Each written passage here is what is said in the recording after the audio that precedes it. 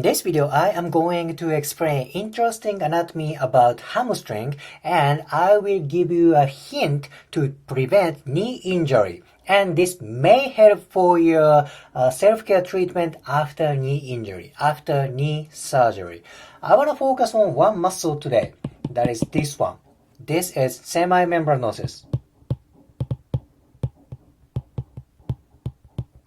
Semimembranosus, this is part of hamstrings. Particularly, this is on medial side. Okay, this is important thing. Semimembranosus is on medial part of thigh, medial posterior. Let me talk about insertion of semimembranosus. Insertion, very basic insertion is tibia. This is just general information. Insertion is tibia.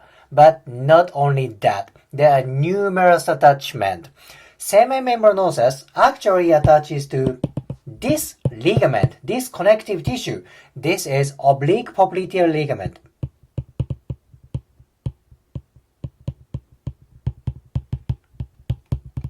Oblique popliteal ligament. This is on posterior side. This is very deep ligament.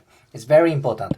Semimembranosus attaches to oblique popliteal ligament. There's more. There's kind of a connective tissue myofascial elongation to there. Semimembranosus attaches to fascia of this muscle. This is popliteus. It attaches to fascia of popliteus.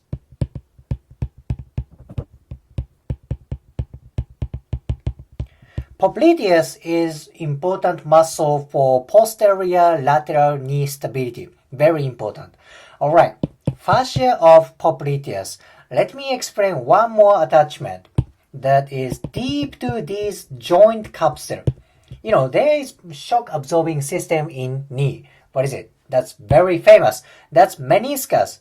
Semimembranosus attaches to meniscus, particularly medial meniscus. Medial meniscus, that's very important thing. And for some people, for some population, semimembranosus also attaches to lateral meniscus. Medial meniscus, that's for everybody. Lateral meniscus is, for some population. Either way, this is very important thing. If semimembranosus get injury, if some semimembranosus get tight, that may affect these tissues, oblique popliteal ligament, fascia of popliteus, and of course for meniscus. Meniscus is important thing for shock absorbing system. If meniscus is aggravated, maybe joint mechanics, joint biomechanics is aggravated. What's going to happen then? Maybe there's pain, maybe there is joint dysfunction. Very important thing.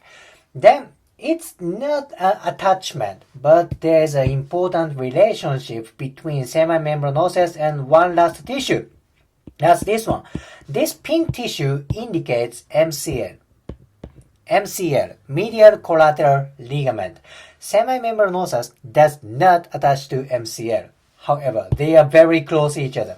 Imagine, this yellow one is part of semimembranosus fiber. It attaches to tibia.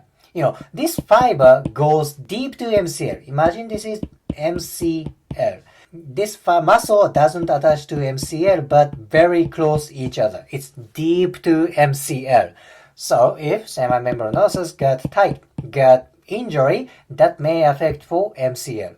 MCL is very important for medial knee stability, medial knee injury.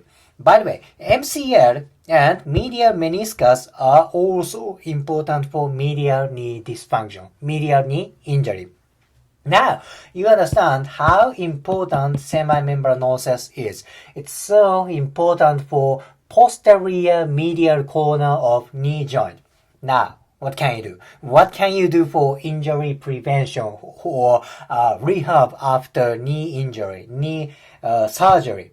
I would like to give you two tips, two stretching. One thing is easy forward bending. Imagine there's hamstrings. Hamstring is here. Forward bending is the most famous stretching for hamstrings, right? And where is semimembranosus? Semimembranosus is medial part of hamstrings. You don't see semimembranosus from this picture, but imagine, of course, there is semimembranosus here. You feel stretching more on medial part. Bring your intention for medial part. Having visualization, having intention is so important for stretching. Feel a stretching on medial part, and particularly for distal part, around knee joint area. Bring your intention around this area. Now you feel stretching. You feel more efficient for stretching. Okay? One thing is forward bending stretching. Very famous. And next one is side split. Okay, this is way more flexible than usual people. This forward bending person is also very flexible.